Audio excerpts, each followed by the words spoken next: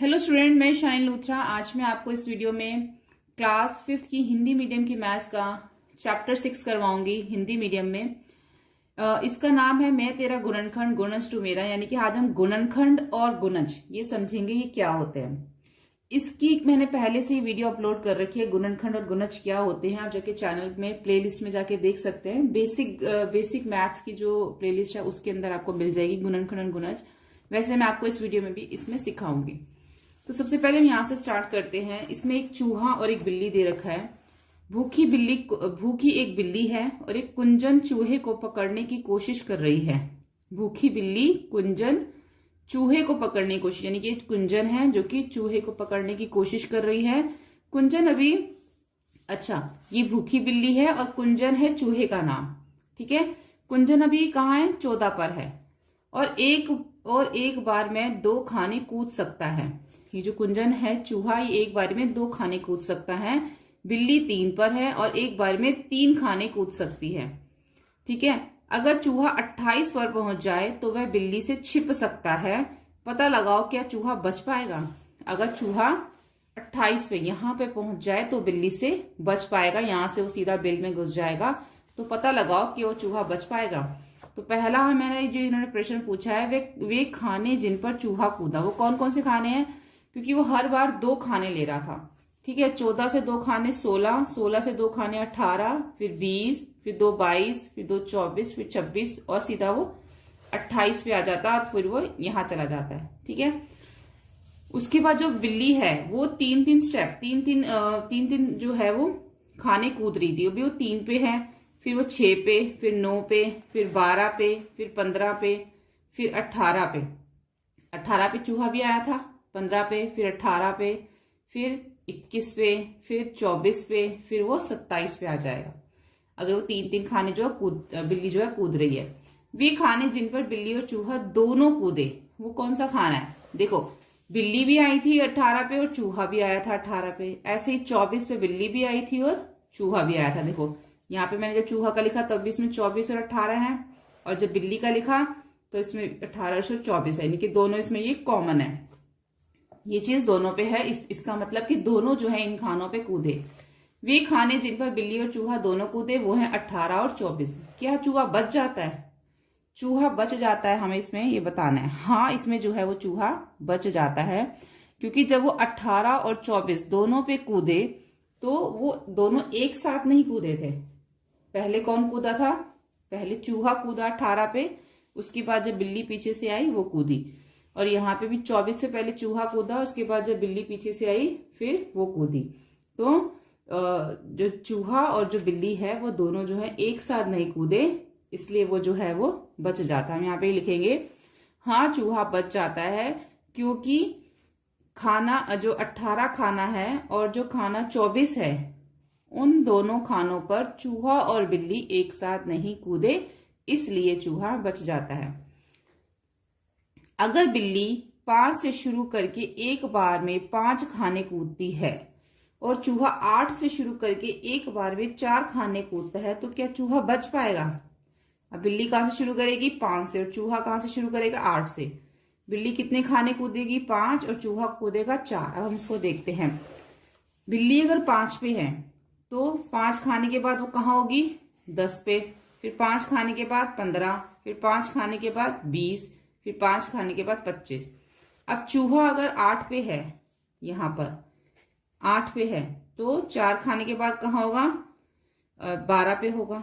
ठीक है, और 4 खाने के बाद कहाँ होगा? 16 पे, फिर 4 खाने के बाद कहाँ होगा? 20 पे, फिर 4 खाने के बाद कहाँ होगा? 24 पे।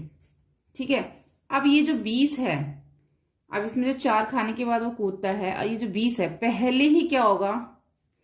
अब देखो, पहले जब बिल्ली कूदी 5 खाने, तो पहले 10 पे आई, 15 पे आई, 20 पे आई।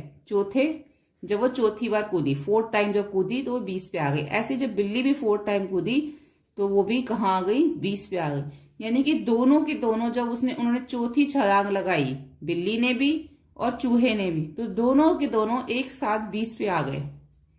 ठीक है, अगर बिल्ली 5 पे है और 5 खाने कूदती है और चूहा 8 पे और 4 खाने कूदता है, तो जो चूहा है वो नहीं बच पाएगा, नहीं बच पाएगा, क्योंकि पहले ही चौथे छलांग में बिल्ली भी यहाँ आ जाएगी और चूहा भी बीच पे आ जाएगा, और जो बिल्ली है वो चूहे को खा जाएगी और चूहा नहीं बच पाएगा। ठीक है, अब हम आगे देखते हैं मोंटो का इंतजार। अब मोंटो का क्या इंतजार है? मोंटो बिल्ली किसी के लिए इंतजार कर रही है। मोंटो बिल्ली का नाम है। क्या तुम्हें पता है कि वह किसके लिए इंतजार कर रही है? इसे मालूम करने के लिए एक तरीका है। क्या तरीका है? यहाँ पे हमें इस तरह का टेबल दे रखा है। हर एक संख्या जो 2 से भाग हो सकती है, अब वो क्या तरीका है, वो हमें इस तरीके से करना है, तो हमें पता चल जाएगा। हर एक संख्या जो 2 से भाग हो सकती है उस पर लाल बिंदु से निशान लगाओ। पहले तो हमें इन संख्याओं पे जो 2 से भाग हो सकती है उस पर लाल बिंदु पे निशान लगाना है। आप लाल बिंदु पे निशान लगा लेना। मैं यहाँ पे एक डॉट लगा देती हूँ, जैसे कि 2, 4, 6, 8, 10, 12, 14, 16, 18, 20 जो 2 के टेबल में आते हैं, जो 2 से डिवाइड हो सकते हैं, उन सब पे हम 2 से क्या लिखेंगे? 2 से भाग हो सकते हैं। 34, 36, 38, 40, 42, 44, 46, 48, 50, 52, 54, 56, 58 और 60, ये सारे 2 से भाग हो सकते हैं। आपने लाल रंग से निशान लगाना है। उन संख्याओं पे जो 3 से भाग हो सकती हैं पीले बिंदु से निशान लगाओ। अब हमने उन संख्याओं पे जो 3 से भाग हो सकती हैं उस पे मैं सर्कल लगा देती हूँ। 3, 6, 9, 12, 3, 6, 9, 12, 15, 18, 21, 21 के बाद 24, 27, 30, 33, 36, 39, 42, 45, 48, 48 के बाद 51, 54, 57 और ये 60, ये सब के हैं 3 से भाग हो सकते हैं। अब आगे क्या लिखा है? ऐसे कौन से खाने हैं जिन पर तीनों रंग, अच्छा एक और है इसमें, जो 4 से भाग होने वाली संख्या उन पे नीले रंग से हमें बिंदु से निशान लगाना है। अब नीले रंग से लगाना जो 4 से हो सकते हैं। अब जो 4 से हो सकते हैं उसके ऊपर मैं टिक लगा दूंगी। 4, 8, 12, 4, 8, 12, 16, 20, 20 के बाद 24, 28, 28 के बाद 32, 36, 40, 44, 48, 52, 56, 56 के बाद 60। ठीक है, अब हमें बताना है कि ऐसे कौन से खाने हैं जिन पर तीनों रंग के बिंदु लगे, यानी कि लाल भी लगा है, नीला भी लगा है और कौन सा रंग था? पीला भी लगा है। तो वो कौन से है? देखो, जिसमें डॉट भी हो, टिक भी और सर्कल भी, क्योंकि मैंने डॉट, टिक और सर्कल लगाए हैं। तो इसमें से वो कौन से खाने हैं जिसमें तीनों चीजें हैं? तो इसमें वो कौन खाने हैं? जैसे कि यहाँ पर है 12। देखो 12 पे मैंने डॉट भी लगाया था, सर्कल भी और टिक भी है। तो एक तो हो गया 12, एक हो गया यहाँ पे 24 जिसपे मैंने तीनों चीजें लगाई थी, और यहाँ पर एक है 36 और एक है 48 और एक है यहाँ पे 60। तो इन पे जो है तीनों रंग आएंगे। ठीक है, 12, 24, 36 और 48 पे। इन खानों के ऊपर कौन से अक्षर लिखे हैं? 12, 24 और 36 और 48 और 60 के ऊपर लिखा हुआ है MOUS और E, यानी कि इसके ऊपर माउस लिखा हुआ है। कोमा लगा देंगे ऐसे। M पे R, 12 पे M लिखा है, 24 पे O लिखा है, 36 पे U लिखा हुआ है, 48 पे S और 60 पे E लिखा हुआ है। तो बन गया माउस। इन अक्षरों को क्रम से नीचे लिखेंगे, यानी कि ये जो हमें लिखना है वो हमें यहाँ लिखना है MOUS और E, ये हमें यहाँ लिखना है क्रम से। अब आगे देखेंगे। अब है आगे म्याऊं खेल। इस खेल को खेलने के लिए सब लोग एक गोले में खड़े होते हैं। एक खिलाड़ी बोलता है 1, अगला खिलाड़ी कहता है 2 और ऐसे ही खेल चलता रहता है। पहले 1 बोलेगा, फिर 2, फिर 3, फिर ऐसे चलता रहता है। लेकिन इसमें क्या करना है? अगला खिलाड़ी कहता है 2 और ऐसे ही खेल चलता रहता है। जिस खिलाड़ी को 3 या फिर 3 से भाग होने वाली संख्याएं बोलनी है वह उस संख्या की जगह पर म्याऊं कहेगा जो म्याऊं कहना भूल जाएगा वह खेल से बाहर हो जाएगा, आखिरी बचा खिलाड़ी जीत जाएगा। अब इसके अंदर हमें वो ये सिखाना चाह रहे हैं वो संख्याएं जो 3 से भाग हो सकती हैं। इस खेल का जो इस खेल को बताने के जो पीछे यही है कि आपको ये सीखना है कि कौन सी वो संख्याएं हैं जो 3 से भाग हो सकती हैं। जो संख्याएं 3 और 3 से भाग हो सकती हैं, जब भी वो किसी के ऊपर यहां पर आएगी वो संख्या नहीं बोलेगा, उसकी जगह पे वो म्याऊं बोलेगा। जैसे कि 3 आने पे वो म्याऊं बोलेगा, 6 आने पे म्याऊं बोलेगा, 9 आने पे म्याऊं बोलेगा। और 3 से कौन सी भाग हो सकती है जो 3 के पहाड़े में 3 के टेबल में आती हैं? 12, 15, 3, 6, 9, 12, 15, 18, 21, 24 और 27। ये सारे जो हैं जब उसके ऊपर संख्याएं आएंगी तो वो इनकी जगह पे क्या बोलेगा? म्याऊं। और इससे आगे भी आप लिख सकते हो, इसमें 3 जोड़ दो 33, फिर 3 जोड़ दो 36, फिर 3 जोड़ दो 39। ये सब 3 जोड़े हुए हैं ना आगे आगे, ठीक है। तो ये सारी संख्याएं जो हैं जब वो उसके ऊपर आएंगी तो इन संख्याओं की जगह पर वो क्या बोलेगा? म्याऊं बोलेगा, ठीक है। और जो म्याऊं कहना भूल जाएगा वो खेल से बाहर हो जाएगा, जो आखिरी बचा खिलाड़ी जीत जाएगा। उसके बाद है इन संख्याओं को 3 के गुणज कहते हैं। संख्या 3 और 4 से बदलकर इस खेल को खेलें। अब तुमने इन संख्याओं को म्याऊं में बदला। ये संख्या 4 के गुणज हैं, 5 के कोई भी 10 गुणज लिखो। अब यहाँ पे वो क्या कह रहे हैं कि हम इन संख्याओं को 3 के गुणज कहते हैं। किनको 3 के गुणज कहते हैं? ये देखो, ये जो है जो हमने यहाँ पे लिखा, जैसे कि 3 है। अब जो 3 का जो गुणज है हमें वो अगर बताना है तो वो क्या है? यानी कि वो कह रहे हैं कि ये जितनी भी संख्याएं हैं ये क्या है? ये 3 की गुणज हैं। कैसे हैं ये 3 की गुणज? देखो, अगर हम पहले 3 ही ले लेते हैं तो अगर मैं 1 और 3 को गुणा करती हूं आपस में तो क्या आता है? 3। यानी जो 3 है वो 1 का और 3 का क्या है? गुणज है। 3 एक गुणज है। अब मैं उसके बाद 6 ले लेती हूँ मान लो संख्या। अब 6 भी एक गुणज है, लेकिन किसका गुणज है? 2 गुणा 3।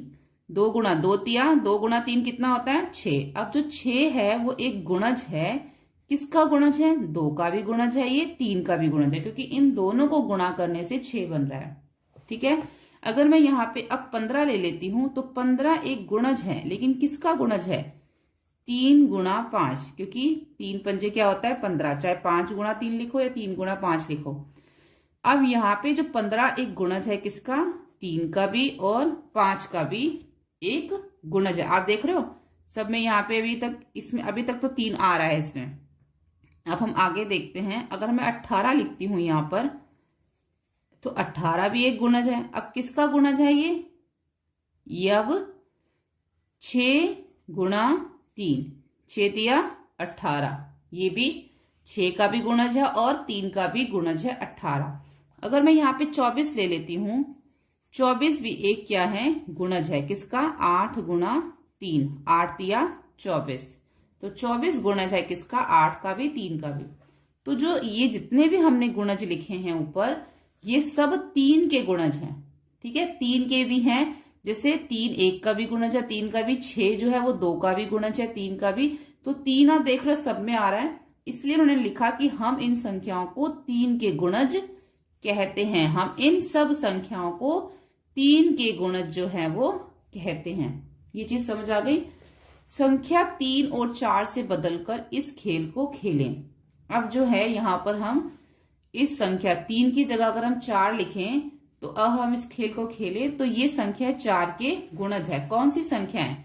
4, 8, 12, 16, यानी कि 4 का जो टेबल है वो सारे किसके गुणज है? 4 के गुणज है। 32, 36 ऐसे जो है जितने भी ये 4 के पहाड़े में 4 के टेबल में आते हैं वो सब 4 के गुणज है। और जितने भी 3 के टेबल में आते हैं वो सारे, जितने भी 3 के पहाड़े में 3 के टेबल में आते हैं वो सब 3 के गुणज है, ठीक है। ऐसे 5 के कोई भी 10 गुणज लिखो। अगर मैं 5 के गुणज लिखने तो क्या लिखेंगे? 10 लिखने हैं सिर्फ हमें यहाँ पे। यहाँ पे तो उन्होंने मैं सिर्फ लिखा ना कि इसके गुणज लिखो, आप कितने भी लिख सकते हो, लेकिन यहाँ पे लिखा सिर्फ 10 लिखो। तो हम क्या लिखेंगे, 5, 10, 15, 20, 25, 30, 35, 40, 45 और 50। ये हो गए इसके 10 गुणज। 1, 2, 3, 4, 5, 6, 7, 8, 9, 10 गुणज हो गए 5 के। अब ये 5 के पहाड़े में आते हैं तो ये 5 के गुणज है। ठीक है, अब हम करेंगे पासे का खेल। 2 पासों को एक साथ फेंको। पासों के ऊपर कौन से अंक नजर आ रहे हैं, इन अंकों की 2 अंकों वाली एक संख्या बनाओ। कैसे बनाएंगे, जब हम पासे फेंकेंगे, जैसे कि यहाँ पे ये 2 पासे फेंके हुए हैं, एक के ऊपर आया 4, एक के ऊपर आया 1। अब इनसे हमने 2 संख्या बनानी है, जैसे कि आप 1 14 बना सकते हो, 1 41। तो ये 2 संख्या इससे बन जाएंगी। अगर यह संख्या गोले के बाजू में लिखी गई संख्या का गुणज है, गोले के बाजू में यहां पर नीचे, तो तुम उसे गोले में लिख सकते हो। अब तुम्हारे दोस्त की बारी है, जो 10 बार से ज्यादा संख्या लिखेगा वह जीत जाएगा। तो ये दोनों क्या करते हैं, पासे फेंकते हैं। और जब पासे फेंकते हैं तो मेरे पास 3 और 2 हैं। अब उसने क्या बनाया, 3 और 2 से 23 बनाया। तो वह किसी भी संख्या का गुणज नहीं है। 23 तो किसी भी संख्या का गुणज नहीं है, यानी कि 23 किसी के भी टेबल में नहीं आता, इसलिए मैं 32 बनाऊंगा। तो फिर उसने 3 और 2 से 32 बनाया, जो कि 4 का गुणज है, और उसे लाल गोले में लिख दूंगा क्योंकि 4 का गुणज क्या है, 32। ऐसे ही आपको भी जो है इसमें क्या करना है, इसमें पासे फेंकने हैं, और पासे फेंकने के बाद जो भी नंबर आते हैं 2, आपने उसको क्या करना है, उससे 2 नंबर बनाने हैं। जैसे कि ऊपर इसने 3 और 2 से 23 और 32 बनाया, हमने ऊपर 4 और 1 से 14 और 41 बनाया। अगर मैं 14 और 41 की बात करूं तो 41 जो है वो किसी भी पहाड़े में, कौन से पहाड़े में आता है 41, ये तो ये किसी में भी नहीं आता 41, तो हम इसको नहीं लिखेंगे। लेकिन 14 किस में आता है, 7 का गुणज है। 14 किसका गुणज है, 7 का, तो हम 14 को यहां पे लिख देंगे।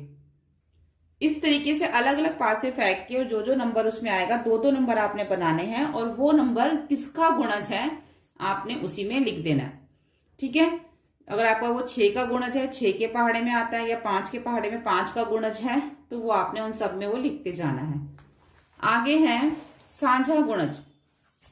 अब साझा गुणज क्या है, कोई एक संख्या सोचो, अगर वह 3 का गुणज है तो उसे लाल गोले में लिखो, अगर वह 5 का गुणज है तो उसे नीले गोले में लिखो। कोई भी हमें एक संख्या जो है यहाँ पर सोचनी है, और उसको हमें, अगर वो 3 के पहाड़े में 3 से गुणज है तो उसको हम 3 में लिखेंगे, अगर वो 5 का गुणज है तो उसको हम इसमें नीले में लिखेंगे। तो पहले हम यहाँ पे 3 के गुणज लिख लेते हैं। 3 के गुणज 3, 6, 9, 15, 18, 3, 6, 9, 15, 18, 21, 24, 27, 30, 33, और 33 के बाद यहाँ पे आ जाएगा 36, 39, इस तरीके से ऐसे यहाँ लिखेंगे 5, 10, 15, 20, 25, 30, 35, 40, 45, 50। ठीक है, अब इन दोनों में क्या है, कुछ संख्याएं 3 और 5 दोनों के गुणज हैं। अब इसमें से कुछ संख्या ऐसी हैं जो 3 में भी आ रही है और 5 में भी आ रही हैं, दोनों के गुणज है, इसलिए हम उन्हें 3 और 5 दोनों का साझा गुणज कहते हैं, यानी कि जिसको हम इंग्लिश में कॉमन कहते हैं, कॉमन मल्टीपल। तो हमें इसके अंदर अब साझा गुणज बताना, जो 3 में भी आ रहा है और 5 में भी। तो 3 और 5 में जो आ रहा है वो है 15, तो इसका जो है वो साझा गुणज 15 हो गया। और 3 और 5 में जो आ रहा है वो आ रहा है 30, तो 30 भी इनका साझा गुणज हो गया। और अगर मैं इसको आगे लिखूं तो इसमें जो है आगे 45 भी जो है इन दोनों में साझा गुणज आएगा। अगर 30 के बाद मैं 33 लिखती हूँ, यहाँ पे 30 के बाद 33 आएगा, और 33 के बाद 36 आएगा। ठीक है, 36 के बाद 39, और 39 के बाद क्या आ जाएगा यहाँ पे 42, और 42 के बाद आ जाएगा 45। तो 45 भी दोनों का क्या है, साझा गुणज है। ठीक है, ये मैंने यहां पे लिख दिया। यहाँ पे हमें जो बीच में जो नीला वाला भाग है, इसमें हमें सिर्फ साझा गुणज लिखना है। ठीक है। तो अब इसमें जो है 45 भी जो है, अगर हम 39 से आगे देखें, 39 से आगे आएगा 42 और 42 से आगे आ गया 45, तो 45 भी दोनों का साझा गुणज है। ऐसे अगर हम और आगे लिखेंगे तो दोनों का जो गुणज साझा वो 60 भी आ जाएगा। ठीक है, तो ये हो गए 3 के गुणज और ये हो गए 5 के गुणज, और दोनों के जो सांझे गुणज है वो हमें बीच में लिखने हैं। अब आगे देखो, इसमें इन सांझे गुणज में से सबसे छोटा कौन सा है? जो हमने सांझे गुणज निकाले हैं इनमें सबसे छोटा कौन सा है? 15 जो है वो सबसे छोटा है। खेल को 2 और 7 संख्याओं के साथ दोहराओ। जैसे भी हमने 3 और 5 से किया है इसको, ये 3 से किया 5 से किया, ऐसे ही आपको 2 और 7 से करना है।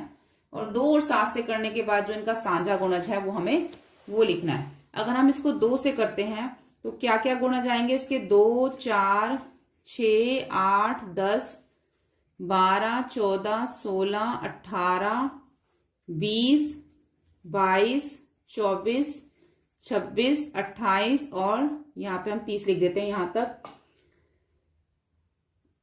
उसके आगे भी उसे जाएगा ये 32, 34, ऐसे आप बहुत सारे लिख सकते हैं 2 के। अगर हमें 7 के लिखने हैं तो 7 के क्या आएंगे?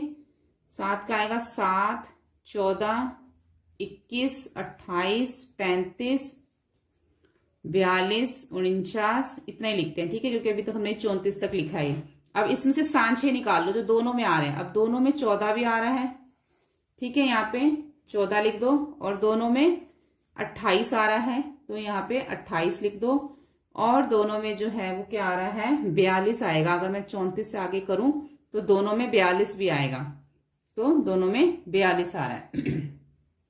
तो दोनों के जो सांझे गुणज हो जाएंगे 14, 28 और 42। अगर हम यहाँ पे इसको 2 को और आगे करेंगे तो 42 भी आएगा इसमें, जो कि 7 के साथ गुणज जो साझा गुणज है वो बन जाएगा। ठीक है, अब हम इसके अंदर आगे करते हैं। अब खेल को जो है 4, 6 और 5 के गुणज को गोलों में रख के फिर से खेलो।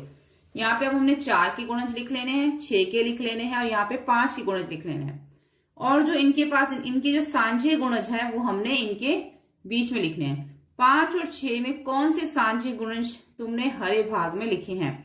जो 5 और 6 के जो सांझे गुणज है वो 6 में लिखेंगे, और जो 4 और 6 के सांझे गुणज है वो हम नारंगी में लिखेंगे, और जो 4 और 5 के सांझे गुणज है वो हम इसमें इस वाले रंग में जो है वो लिखेंगे।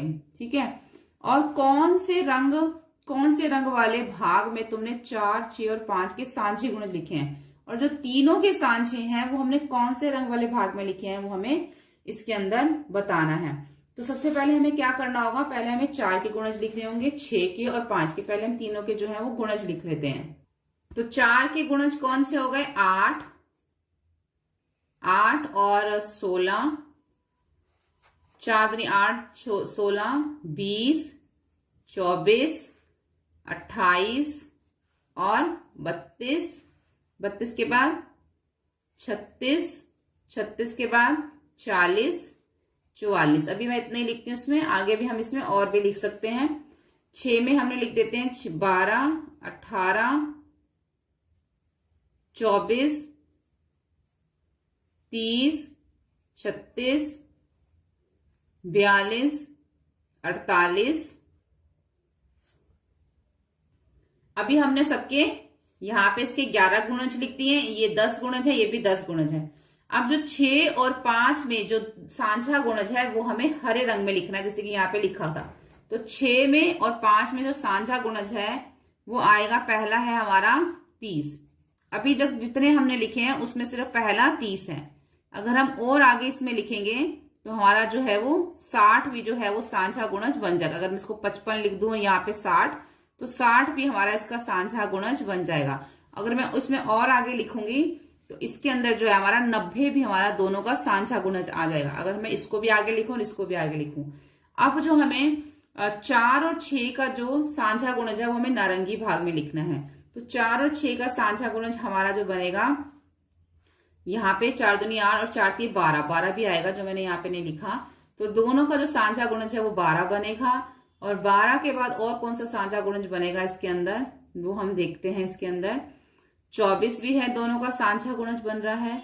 और कौन सा है? 36 भी है, दोनों का सांझा गुणज जो है वो बन रहा है। अगर इसमें और आगे लिखूं तो इसमें एक 48 भी आएगा जो दोनों का साझा गुणज बन जाएगा। ठीक है, तो यहाँ पे मैं 6 और 5 का साझा गुणज लिखने के लिए बोला था और 4 और 6 का, 4 और 5 का साझा गुणज लिखने के लिए हमें नहीं बोला। आगे लिखा है कौन से रंग वाले भाग में तुमने 4, 6, 5 के सांझे गुणज लिखे हैं। अब हमें 4, 5 और 6 तीनों के जो है सांझे गुणज लिखने हैं। कहाँ पे, वो हम यहां लिखेंगे। ये कौन सा रंग बताया हुआ है, ये जो है रंग है, ये इस रंग को हम कत्थई रंग जो है वो लिखेंगे कि हमने कत्थई रंग में तीनों के जो है वो सांझे गुणज लिखे हैं। अब तीनों के जो सांझे गुणज है वो क्या बनेंगे, वो मैं यहाँ बाहर लिख देती हूँ, यहाँ पे स्पेस बहुत कम है। तीनों के जो सांझे गुणज बनेंगे वो इसमें बन जाएगा 60, 120, और क्योंकि ये जो 5 है ना, हमें 5 के साथ भी मैच करना है, तो 5 से अगर हमें सांझा गुणज निकालना है तो वो 60 से शुरू होगा जो तीनों में, यानी कि हमारा जो है वो आएगा। और हाँ 60 आएगा, 120 आएगा, 180 आएगा और 240 जो है वो तीनों का सांझा गुणज बनेगा जब हम इसको और भी आगे करके लिखेंगे। ठीक है, इमली के बीज। सुनीता ने कुछ इमली के बीज लिए, उसने उनमें 5-5 के समूह बनाए तो पाया कि एक बीज बच गया।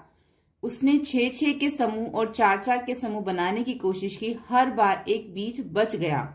सुनीता के पास कम से कम कितने बीज हैं, यानी कि सुनीता के पास जो बीज हैं और जब वो उससे एक ग्रुप बनाती है, समूह बनाती है, तो उसके पास जो है एक बीज बच जाता है। चाहे वो 5 का ग्रुप बनाए, चाहे वो 6 का बनाए और चाहे वो 4 का बनाए, तो उसके पास कितने बीज हैं, जो हमेशा उसके पास एक बीज बच जाता है समूह बनाने के बाद। तो जो 4 का, 5 का और 6 का जो समूह बनाती है और हमें बताना है कि उसके पास कितने बीज हैं, तो इसके लिए हमें क्या निकालना पड़ेगा, इसके लिए हमें इसका साझा गुणज निकालना होगा जो तीनों में साझा हो, जो 4 के 4 से भी विभाजित हो, 4 से भी भाग हो जाए, 5 से भी हो और 6 से भी हो। तो ऐसा कोई साझा गुणज निकालना होगा। वही गुणज जो होगा उसमें हम एक जमा करेंगे, जो एक बीज हर बार बच जाता है, तो हमें पता चल जाएगा कि उसके पास कितने जो है वो बीज है। जैसे कि हमने यहाँ पे पढ़ा था 4, 6 और 5 का सबसे छोटा जो साझा गुणज है वो है 60। तो इसका मतलब जो हमें यहीं से पता चल रहा है, नहीं तो हमें निकालना पड़ेगा इसको। 4, 5 और 6 का जो साझा गुणज है वो है 60, और 60 में जो हर बार एक बीज बच जाता है उसको हम जमा कर देंगे तो बन जाएगा 61, यानी कि उसके पास 61 बीज है। और वो हर बार जब भी 4-4 के ग्रुप बनाती है या 5-5 के या 6 के ग्रुप बनाती है, तो उसके जो 60 बीज है वो तो ग्रुप में आ जाते हैं और एक बीज जो है वो उसका बच जाता है। तो जब भी इस तरीके के क्वेश्चन आते हैं कि तो हमें हमेशा याद रखना है कि हमें उसके अंदर उसका साझा गुणज निकालना हुआ करेगा। जब भी हम साझा गुणज निकालेंगे तो हमारा आंसर हमें मिल जाएगा। अब इससे मिलता जुलता क्वेश्चन आपको आगे भी दिखेंगे, मैं आपको तब भी आपको इसके साथ मैच करवाऊंगी कि हमने क्वेश्चन यहाँ पे भी किया है। ऐसे जिसमें सांझे गुणज निकालने होते हैं वो क्वेश्चन किस तरीके के होते हैं वो हम आगे भी करेंगे, ताकि आपको ये समझ में आ सके जब भी कोई ऐसा क्वेश्चन आए तो हमें उसमें सांझा गुणज ही निकालना होता है। अब उसके बाद है अमीनी इमली के 12 बीजों को अलग अलग तरह की आयतों में लगा रही है। अब अमीनी के पास कितने बीज हैं, 12 बीज है, और उनको अलग अलग आयतों में लगा रही है। 12 इमली के बीजों का उपयोग करके इस तरह की आयतों को बनाने की कोशिश कीजिए कि तुम अलग अलग तरह की कितनी आयतें बना सकते हो। अगर तुम्हारे पास 15 इमली के बीज हो तो तुम कितनी आयतें बना सकते हो। देखो, तो सबसे पहले तो हम 12 से करते हैं कि अगर हमारे पास 12 इमली के बीज है तो हम कितनी आयतें बना सकते हैं और कैसे। एक आयत तो हम ऐसे ही बना सकते हैं कि सीधे 12 बीज एक लाइन में लगा दे, 1, 2, 3, 4, 5, 6, 7, 8, 9, 10, 11, 12, इस तरीके से हमने 12 बीज लगा दिए। तो एक आयत तो हमारी इस तरीके से ही जो है वो बन जाएगी। ठीक है, उसके बाद हमारे पास 12 बीज है तो हम ऐसे भी लगा सकते हैं इसको कि 6 हम ऊपर लगा दें, 1, 2, 3, 4, 5, 6, और 6 हम जो है वो नीचे लगा दें, तो ये भी 12 बीज हो गए, ये भी हमारी एक आयत बन जाएगी। उसके बाद हम ऐसे कर सकते हैं कि हम 4 बीजों को 1, 2, 3, 4, फिर 1, 2, 3, 4, फिर 1, 2, 3, 4, इस तरीके से 12 बीजों को लगा दें तो भी हमारी जो है वो एक आयत बन जाती है। इस तरीके से हम अलग अलग तरीके से जो है इसको लगा सकते हैं। अगर हमारे पास 15 इमली के बीज हो तब भी हम ऐसे करेंगे कि 15 को पहले हम एक ही लाइन में लगा देंगे, तब भी हमारी एक आयत बन जाएगी। फिर 15 को हम तीन करके लगा देंगे तो 1 2 3 4 5 6 7 8 9 10 11 12 13 14 15 ऐसे 3 करके लगा देंगे तब भी हमारी आयत बन जाएगी। तो अलग अलग तरीके से इस तरीके से हम उसको लगा सकते हैं इमली के बीजों को। अब यहाँ पे हमें ग्रिड को रंगना है, भरना है। अब यहाँ पे हमें दिया गया है, इधर दिए गए ग्रिड में 20 खानों की आयत बनाई गई है। ये जो है कितने खानों की आयत है? 20। 1 2 3 4 5 6 7 8 9 10 11 12 13 14 15 16 17 18 19 20 खानों की आयतें बनाई गई हैं। इस आयत की चौड़ाई 2 खानों के बराबर है। जो इसकी चौड़ाई है वो 2 खानों के बराबर है। इसकी लंबाई कितनी है? इसकी लंबाई कितनी है? 1 2 3 4 5 6 7 8 9 10। इसकी जो लंबाई है वो 10 खानों के बराबर है। 10 खानों के बराबर है। ठीक है। 20 खानों से अलग तरह से बनी एक आयत को रंगो। अब हमें एक और आयत बनानी है, वो 20 खानों से बनी होनी चाहिए। उसको अलग रंग से हमें उसको रंगना है। अगर हम ऐसे देखें तो 1 2 3 4 5 6 7 8 9 10 11 12 13 14 15 16 17 18 19 20 हम एक पूरी इस तरीके से भी बना सकते हैं। पूरा जो है हम किसी लाल रंग से जो है इसको पूरा रंग सकते हैं। तो ये पूरी एक जो है ऐसी आयत बन जाएगी। या फिर आप इसको इस तरीके से बना सकते हो, 1 2 3 4 इधर से और 1 2 3 4 5, 4 गुणा 5 कितना हो गया? 20। आप इसको आप पूरा कर दो तो ये 20 हो जाएगा। इसको आप अलग रंग से रंग सकते हो। इस तरीके से हमें आयत बनानी है कि उसको फिर हमने अलग रंग से रंगना है। सिर्फ 20 खानों की ही आयत वो होनी चाहिए। जैसे 20 खानों की ये है, 20 खानों की ये है। तुमने जो आयत रंगी उसकी लंबाई और चौड़ाई कितनी है? ठीक है। अब हमने क्या करा है? अब हमने 2 आयतें रंगी हैं। एक जो है अब हमें जो है उसकी लंबाई और चौड़ाई जो है वो बतानी है। अभी जो हमें आयत रंगी थी उसकी कितनी चौड़ाई थी? उसकी 4 खानों की चौड़ाई थी। उसकी जो चौड़ाई है वो है 4 खानों की, और जो उसकी लंबाई है वो है 5 खानों के बराबर। ठीक है। एक के बारे में हमने जो है लिख दिया।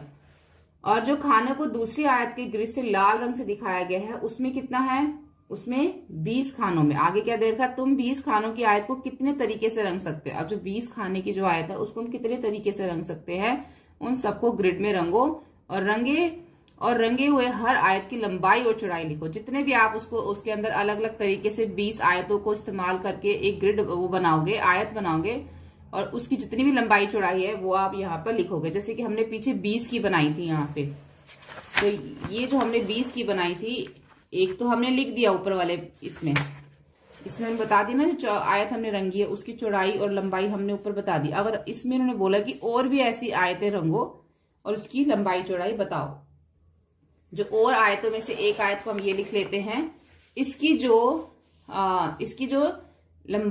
चौड़ाई है वो कितनी है? 20 खाने, और इसकी लंबाई कितनी है? 1 खाने। तो जो इसकी चौड़ाई है, और भी जो हम आयतें अभी बनाएंगे या फिर आप बनाओगे इसमें और भी, तो एक जो हमने बना रखी है उसकी चौड़ाई तो है 20 खाने, और जो लंबाई है उसकी 1 खाना है। ऐसे आप जो और भी बनाते जाओगे उसको आपने यहाँ पे लिखते जाना है। ठीक है। और एक यहाँ पे है ये वाली, इसके बारे में भी हम लिख देंगे, और जो ये आयत है इसके बारे में भी हम लिख देंगे। अब इसकी जो चौड़ाई है वो 2 खाने हैं और लंबाई कितनी है? 10 खाने। तो दूसरी जो आयत है उसकी जो चौड़ाई है उसकी चौड़ाई है 2 खाने और लंबाई है उसकी 10 खाने। और जो तीसरी आयत है उसकी चौड़ाई कितनी है? उसकी चौड़ाई है 4 खाने, और जो उसकी लंबाई है वो है 5 खाने। इसी तरीके से हम सिर्फ तीनों के बारे में, इसके बारे में 3 ही लिख देंगे। हम तीनों आयतों के बारे में हम यहाँ पे लिख देंगे। आगे आ जाता है चूड़ियां। एक सलाख पर 18 चूड़ियां। मीना उन्हें समूह में रखने की कोशिश कर रही है। वह उन्हें 2 3 6 9 और 18 के समूह में रख सकती है, किसी भी चूड़ी को छोड़े बिना।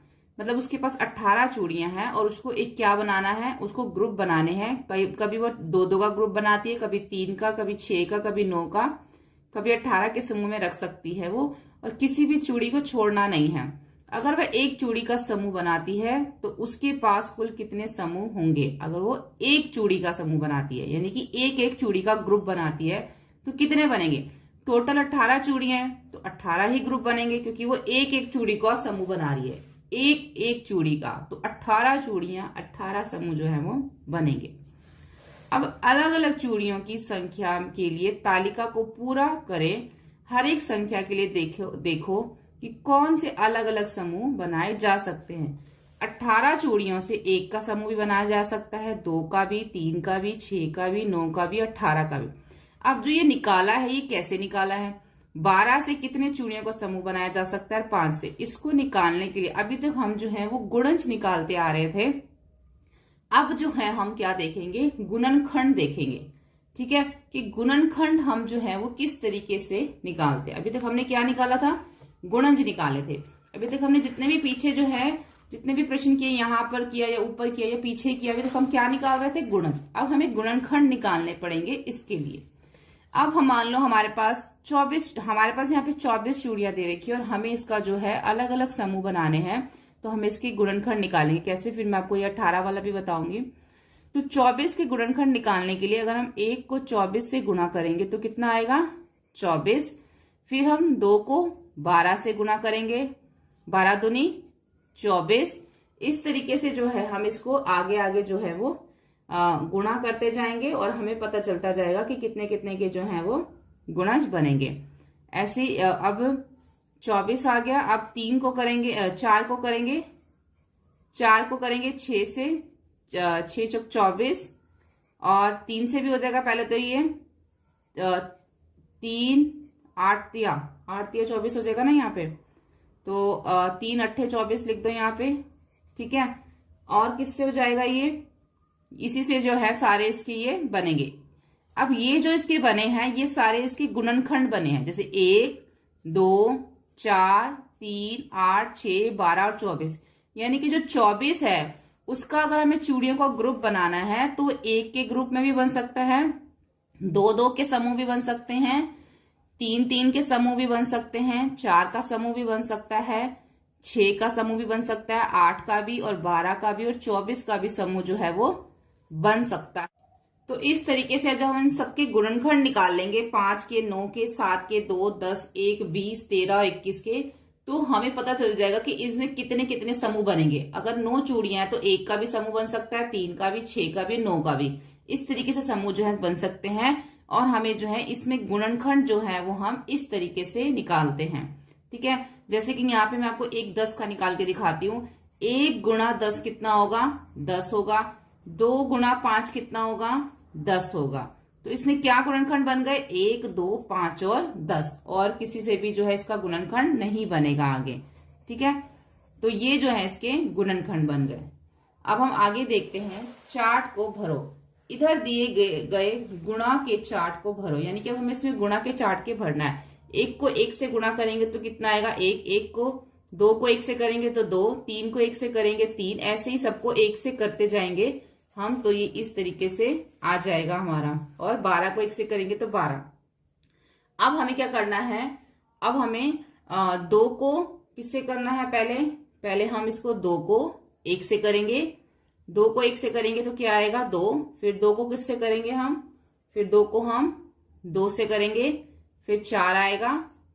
फिर 2 को, देखो पहले हमने 1 को 1 से किया था, फिर 1 को 2 से किया, फिर 1 को 3 से, फिर 1 को 4 से, फिर 1 को 5 से, फिर 1 को 6 से, 1 को 7 से, 1 को 8 से, ऐसे ही जो है 1 को सबसे करते गए और यहाँ पे हम लिखते गए। ऐसे ही 2 को 1 से करना है, 2 एकम 2, 2 दूनी 4, 2 को अब 3 से करेंगे तो 6, अब 2 को 4 से करेंगे तो 8, अब 2 को 5 से करेंगे 10, फिर 2 को 6 से करेंगे 12, फिर 2 को 7 से करेंगे। ऐसे ही जो है सबको जो है गुणा कर करके हमें यहाँ पे लिखते जाना है। अब हम यहाँ पे 3 को पहले 1 से कर लेंगे, फिर 3 को 2 से, फिर 3 को 3 से, फिर 3 को 4 से। एक तरह से क्या है, यहाँ पे टेबल चलता जाएगा। इस तरीके से आपने पूरा जो है यहाँ पर टेबल चलता जाएगा आपका। ठीक है, और लास्ट में जो आपका जो यहाँ पर आएगा, यहाँ पे आपका 12 का आ जाएगा। जब 12 को आप 1 से करोगे तो 12 आएगा, जब 12 को 2 से करोगे तो 24, 36, 48, 60, 72, 84, 96, 108, 120, 132 और लास्ट में आएगा 144। ठीक है, एक एक करके आपने सबसे उसको गुणा करते जाना है। और उसके बाद आगे है चार्ट में हर एक खाने को देखो, ये दिखाते हैं कि अलग अलग संख्याओं को गुणा करने पर हमें 12 मिल सकता है। जब हम अलग अलग संख्याओं को गुणा करते हैं तो हमें 12 मिल जाता है। कैसे? 4 को 3 से गुणा करो, 4 3 12, 6 दूनी 12 और 1 दूनी 12। तो अलग अलग संख्या को गुणा करने पर हमें 12 मिल जाता है। 4 गुणा 3 इसलिए 12। संख्या 4 और 3 दोनों का गुणज है। अब जो 12 है वो किसका गुणज है? 4 का भी गुणज है और 3 का भी गुणज है। इसी तरीके से 12 संख्या 6 और 2 का तथा 12 संख्या 1 और 2 का भी गुणज है। इसलिए हम कह सकते हैं कि 1 2 3 4 5 6 12 के गुणनखंड हैं। देखो इसके अंदर हमें क्या चीज समझाई गई है, इसको ध्यान से समझना है। जब हम इसके गुणनखंड निकालते हैं, हमें 12 का गुणनखंड निकालना है, तो हम क्या करते हैं? 1 गुना 12 12, 4 गुणा 3 12 और 6 गुणा 2 12 हो जाता है। ठीक है, तो ये सब क्या है? 1 4 6 2 3, 1 2 3 4 6 और 12 जो है ये सारे 12 के गुणनखंड हैं। ठीक है, एक चीज इन्होंने और बताई हुई है कि ये सारे तो इसके 12 के गुणनखंड हैं। साथ ही में जो 12 है, 12 क्या है? एक क्या है? 12। इसमें साथ में इन्होंने हमें ये भी बता रखा है। इसी तरीके से जो 12 संख्या है, 6 और 2 तथा संख्या 12 और 1 का गुणज भी है। अब जो 12 संख्या है वो 1 और 2 का गुणज भी है। ये एक गुणज है। किसका? 1 और 2 का ये गुणज है। अब इसमें 12 किसका गुणज है? 4 और 3 का गुणज है। इसमें 12 किसका गुणज है? 6 और 2 का गुणज है। यानी कि जो हम इसको अलग अलग का जो हम पढ़ते हैं 1 2 4 3 6 12, तो ये गुणनखंड बन जाते हैं। ठीक है, अब हमें बताना है कि 1 और 12 का गुणज क्या है? 12। 4 और 3 का गुणज क्या है? 12, क्योंकि 4 3 12 होता है। 6 और 2 का गुणज क्या है? 12, क्योंकि 6 दूनी 12 होता है। या तो आप इसको ऐसे बोल लो, जो 12 है गुणज है किसका? 1 और 12 का 12 गुणज है। 12 4 और 3 का गुणज है। 12 6 और 2 का गुणज है। तो ये हमारा गुणज है, जिसको हम इंग्लिश में क्या बोलते हैं? मल्टीपल। यानी कि ये जो है एक गुणज है और ये सब क्या है? हमारे गुणनखंड, जिसको हम फैक्टर बोलते हैं। ठीक है, ये सब इसके गुणनखंड है। ठीक है,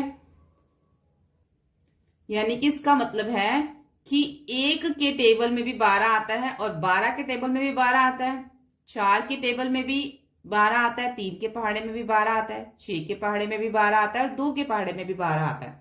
तो जिस के पहाड़े में जिस के टेबल में 12 आता है, तो 12 उन सबका गुणज है, 12 उन सबका मल्टीपल है, जिन के टेबल में वो आता है। ऐसी कोई भी संख्या हो, मान लो यहाँ पे हमें 25 दे रखा है। अब 25 जिसके भी टेबल में आता है, 25 उन सबका गुणज है। ठीक है, 25 5 के टेबल में आता है तो 25 5 का गुणज है। 25 1 के टेबल में भी आता है तो 25 1 का भी गुणज है। तो जिस टेबल में 25 आएगा, 25 उन सबका गुणज होगा। तो गुणज वो होता है जो उससे भाग हो सकता है संख्या से, जो उसके पहाड़े में आता है उस संख्या से, जिस भी संख्या से वो भाग हो सकता है। जैसे कि 25 से 5 से भाग हो सकता है तो 25 5 का गुणज है। और जब हम गुणनखंड निकालेंगे तो इस तरीके से अलग अलग करके हम गुणनखंडों को निकालते हैं। तो हमें ये चीज ध्यान रखनी है कि गुणनखंड और गुणज के अंदर क्या फर्क होता है, मल्टीपल और फैक्टर्स क्या क्या होते हैं, इसका हमें ये चीज ध्यान रखनी है। हमें दोनों चीजों को मिक्स नहीं करना। ठीक है, मैंने एक वीडियो भी बना रखी है इस चैनल के अंदर, जो कि चैनल में जाके अंदर आप प्लेलिस्ट में जाएंगे तो वहां पे प्लेलिस्ट के अंदर बेसिक मैथ की जो वीडियोस हैं उसके अंदर मैंने गुणनखंड और गुणज की ही अलग से वीडियो बना रखी है। अगर आप वो देख लेंगे तो आपको वो समझ में आ जाएगा।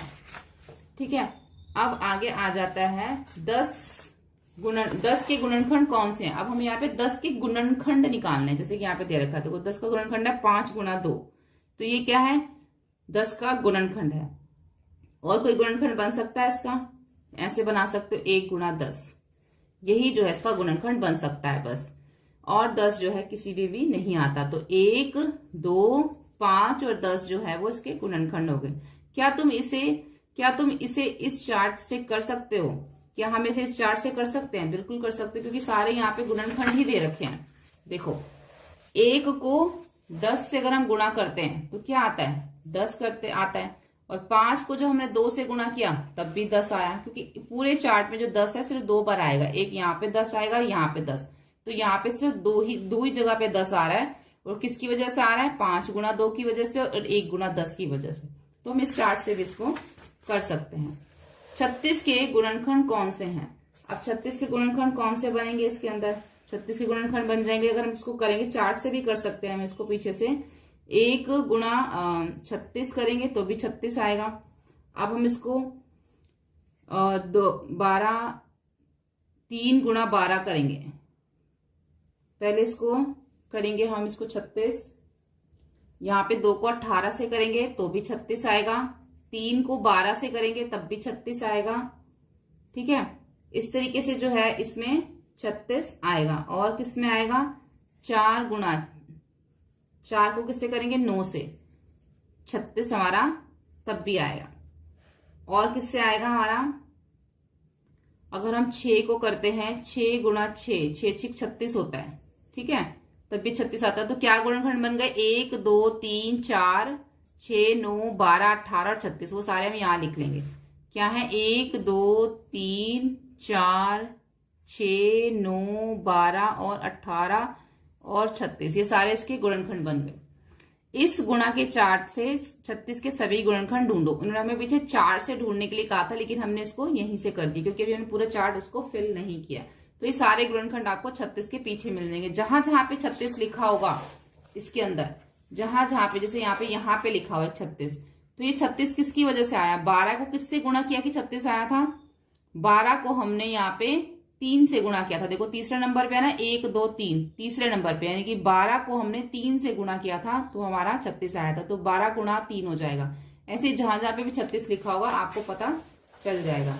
ऐसे सबसे बड़ी संख्या कौन सी है जिसके गुणनखंड तुम इस चार्ट में मालूम कर सकते हो? सबसे बड़ी संख्या इसके अंदर कौन सी है? जो सबसे लास्ट वाली संख्या है वही जो है इसकी सबसे बड़ी संख्या है।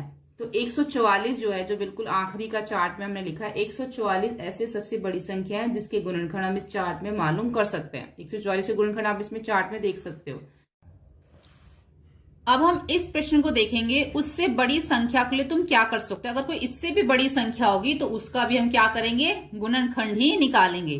तो बड़ी संख्याओं का गुणनखंड मालूम करने के लिए हम संख्याओं को विभाजित करके छोटी कर लेते हैं, फिर इस चार्ट की सहायता ले सकते हैं। इसी चार्ट की सहायता से हम इसको आगे भी कर सकते हैं।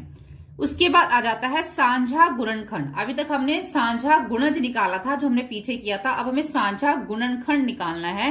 तो हम 25 के क्या करेंगे? गुणनखंड को लाल गोले में, 35 के गुणनखंड को नीले गोले में लिख लेंगे। तुमने दोनों गोलों में आने वाले भाग को, जो दोनों में आएंगे, उसको हम बैंगनी में लिख देंगे, जो साझा गुणनखंड बनेगा। तो 25 का गुणनखंड क्या बनेगा? 25 का गुणनखंड बनेगा 1 गुणा 25, 25 और 5 गुणा 5, 25। तो 25 का क्या गुणनखंड बनेगा? 25 का गुणनखंड 25 बनेगा, 1 बनेगा और 5 बनेगा। और ऐसे ही 35 का गुणनखंड क्या बनेगा? 35 अपना गुणनखंड बनेगा। अगर हम करते हैं तो 1 गुणा 35, 35 और 7 गुणा 5 या 5 गुणा 7 लिख लो, 35। तो इसका क्या बन रहा है? 1 5 7 और 35। तो इसका भी इतना ही बनेगा, 1 5 और 7। अब दोनों में क्या क्या आ रहा है? दोनों में 1 भी आ रहा है और दोनों में 5 भी आ रहा है। तो 1 और 5 जो है वो इसका साझा गुणनखंड हो गया।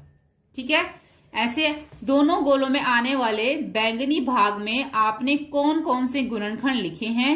40 और 60 के लिए सबसे बड़ा साझा गुणनखंड कौन सा? अब इसमें सबसे बड़ा बताना है। ठीक है, तो पहले हम क्या करेंगे? इसमें 40 और 60 का, तो पहले हम इसके अंदर 40 और 60 के गुणनखंड लिख लेंगे। यहाँ पे जैसे 40 का लिख लेती हूं मैं। 40 का गुणनखंड बनेगा क्या? अगर हम 40 को करते हो तो 1 गुना 40 आ जाएगा, 40, 2 गुना 20, 40, 3 से होगा, ये 3 से नहीं होगा, 5 से होगा, 5 अट्ठे 40 और कुछ होगा ये 10, 10 दूनी 20, सॉरी 10 चौक 40। ठीक है, तो और क्या बनेगा? यही बनेंगे इसके। तो 1 2 5 1 2 4 5 8, इसको सीक्वेंस में लगाना है। 1 2 4 5 8 10 20 और 40, ये सारे 40 के हो गए। ऐसे जब आगे 60 के निकालेंगे तो 60 की भी जो हम ऐसे निकाल लेंगे और लिख देंगे। 1 होगा, 2 3 4 5 6 10 होगा, 12 15 20 30 और 60, ये सारे ये 40 के हैं और ये 60 के। अब दोनों में जो सांझे हैं वो हम बीच में लिखेंगे। दोनों में 1 आ रहा है, दोनों में 2 आ रहा है, दोनों में 4 आ रहा है, 5 आ रहा है, 10 आ रहा है और 20 आ रहा है। तो ये क्या हो गए? दोनों के सांझे गुणनखंड हो गए।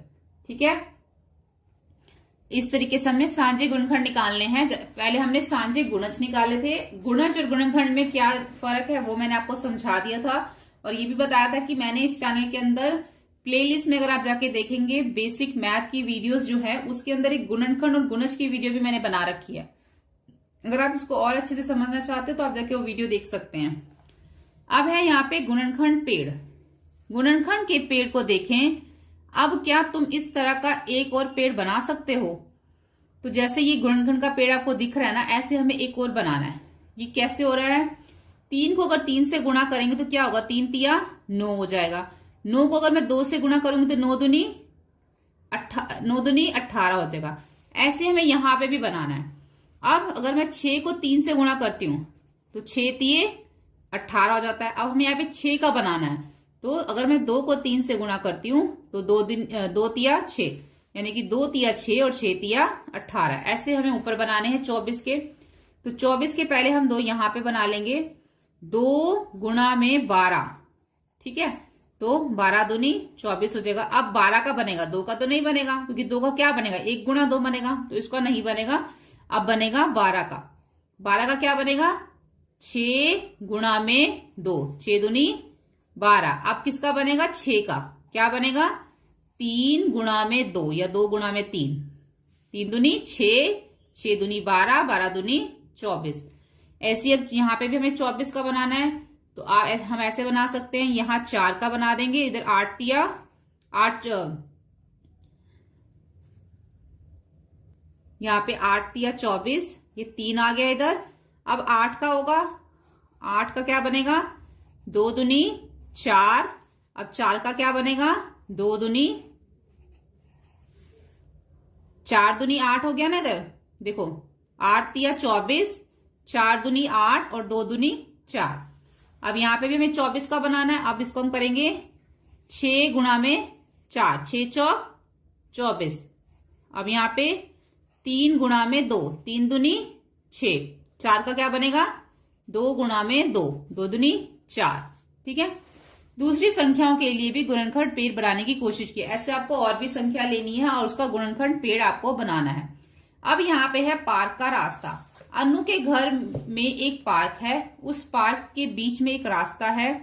उन्होंने रास्ते को 2 फीट 3 फीट और 5 फीट की टाइलों से टाइल करने का फैसला किया है।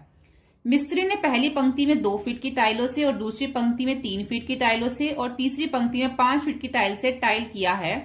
मिस्त्री ने किसी भी टाइल को काटा नहीं है, किसी भी टाइल को उसने नहीं काटा। तो रास्ते की लंबाई कम से कम कितनी है?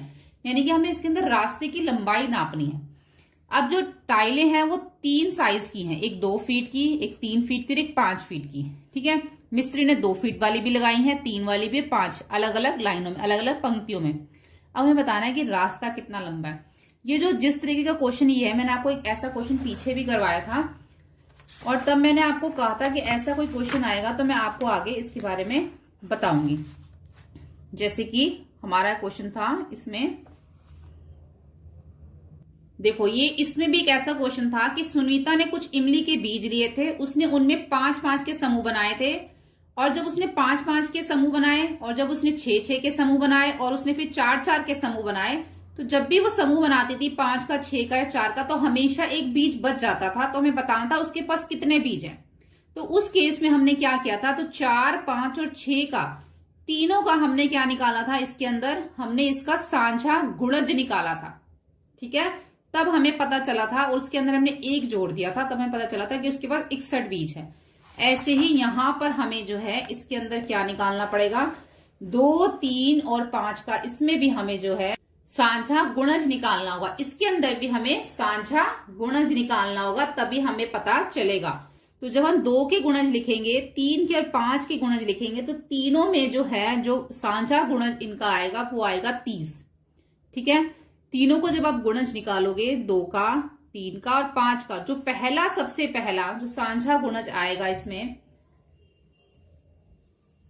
नहीं सबसे ऐसा नहीं है कि सबसे पहले वाला, इसमें जब आप 2 के निकालोगे गुणज जब लिखोगे 2 के, 4, 6, 8, 10, 12, 14, 16, 18 ऐसे जब लिखोगे, ऐसे ही जब 3 के लिखोगे 3, 6, 9, 15 और 15 के बाद 18, हाँ इसमें सबसे पहला जो आएगा वही 3, 6, 9, 15, 18, 18 के बाद 21, 24, 27, 30, ऐसी आगे 2 का भी लिख लेती हूं मैं। 18 के बाद 20, 22, 24, 26, 28 और 30। ऐसे अगर मैं 5 से लिखती हूँ तो 5, 10, 15, 20, 25 और 30। अब 30 ही एक ऐसा नंबर है जो तीनों में आ रहा है, 2 में भी आ रहा है, 3 में भी आ रहा है और 5 में भी आ रहा है। तो ये पहला ही साझा गुणज है जो सबसे छोटा है।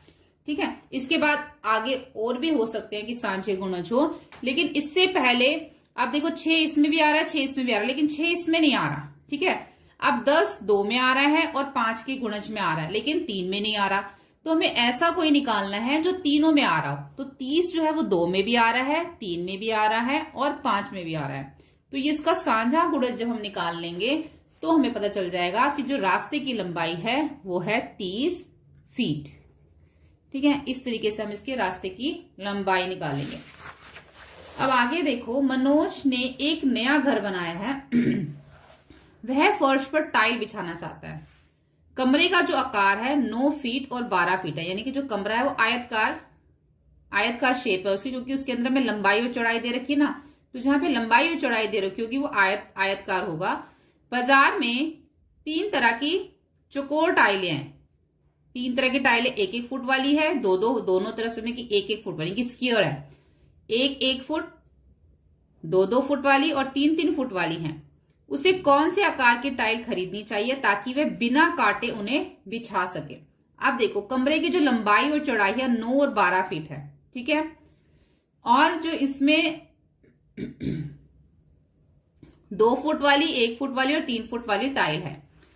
तो हमें ये बताना है कि इसमें कौन सी टाइल आएगी। 1 फुट वाली यूज होगी जिससे कि वो बिल्कुल कटे ना, या 2 फुट वाली यूज करें सारे कमरे में ताकि वो कटे ना, या 3 फुट वाली। तो इसके लिए हमें क्या करना होगा, इसके लिए हमें देखना है कि अब जो एक है, एक जो है, एक के अगर हम एक का टेबल पढ़ते हैं तो एक के टेबल में 9 भी आता है और 12 भी आता है। ठीक है, यानी कि जो 9 है वो इसका क्या है, तो इसके लिए हम 9 के और 12 के गुणनखंड निकाल लेंगे। जब हमने 9 का गुणनखंड निकाला तो 1 गुणा 9 और 3 गुणा 3 आया।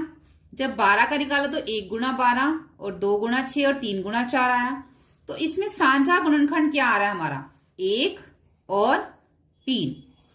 इसमें भी 1 आ रहा है, इसमें भी 1 और इसमें भी 3 आ रहा है और इसमें भी 3 आ रहा है। तो इसका जो साझा गुणनखंड आया वो आया 1 और 3। तो इसका मतलब ये है कि कमरे में जो टाइलें लगेंगी वो 1-1 फुट वाली लगेगी या फिर वो 3-3 फीट वाली लगेंगी। तो इसका आंसर होगा 1 और 1-1 फुट वाली और 3-3 फुट वाली जो है उसमें टाइल लगेंगी, 2-2 फुट वाली नहीं लगेंगी। ठीक है, अब उसके बाद थर्ड आता है, रानी का घर है, ये गीता का घर है और ये नसीमा का घर है। अब देखो, सबकी जो दूरी रास्ते की घर तक है वो 90 फुट है तीनों के घर की। ये रास्ता है, ये इनका घर है, तो सबकी 90-90 फुट की दूरी है। रानी, नसीमा और गीता एक दूसरे के पास रहती हैं। उनके घर से सड़क की दूरी 90 फुट है। उन्होंने घर से सड़क तक टाइल लगाने का फैसला किया। उन्होंने क्या फैसला किया है कि यहां से घर से लेके सड़क तक के बीच में क्या लगवानी है, टाइल लगवानी है। रानी ने सबसे छोटी टाइल खरीदी, गीता ने बीच के आकार की टाइल खरीदी और नसीमा ने सबसे लंबी टाइल खरीदी। अगर वे बिना किसी टाइल को काटे रास्ते को टाइल कर सकती हैं तो तीनों ने किस आकार की टाइल खरीदी और 3 अलग अलग तरीके बताओ, समझाओ कि तुम्हें उत्तर कैसे मिलता है। तो इसमें भी हमें जो है गुणनखंड ही निकालना है। किसका गुणनखंड निकालना? हमें 90 के गुणनखंड निकालने हैं। जब हम 90 का गुणनखंड निकालेंगे तो सबसे पहले 1 गुणा में 90 90 होगा, ठीक है। उसके बाद 2 गुणा में 45 90, उसके बाद 3 गुणा में 30 90 होगा, उसके बाद 5 गुणा में 18 कितना होगा? 90 होगा, उसके बाद 6 गुणा में 15 90 होगा, और उसके बाद 9 गुणा में 10 90 होगा, ठीक है।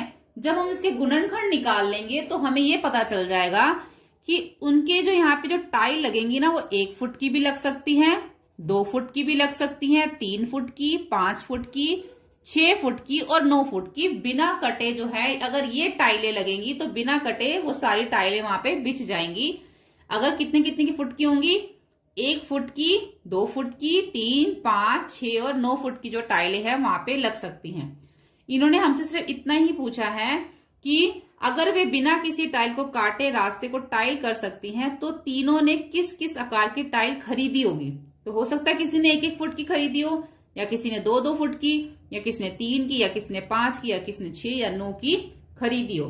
तो इनमें से अगर कोई भी नाप की टाइल अगर खरीदते हैं तो वो बिना कटे जो है उसमें लग सकती है, ठीक है।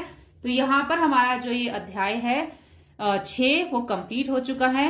अगर आपको हमारी वीडियो हेल्पफुल लगे तो प्लीज आप इसे लाइक, शेयर एंड सब्सक्राइब करें। Thank you.